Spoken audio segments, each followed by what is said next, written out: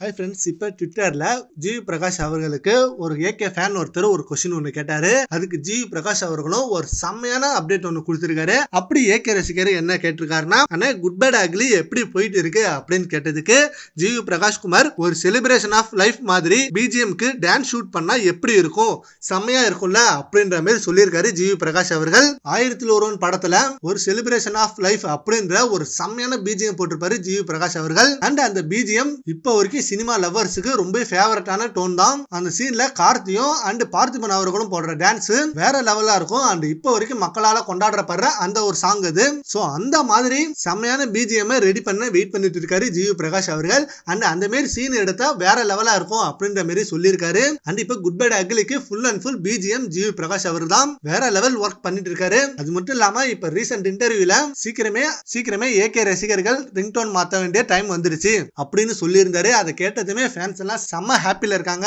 Day by day Good Bad Ugly படத்தோட அப்டேட்டுக்கு எவ்வளவு வெயிட் பண்ணிட்டு இருக்காங்களோ அதே போல விடாமுயற்சி அப்டேட்டுக்கும் செம்ம வெயிட்டிங்ல இருக்காங்க.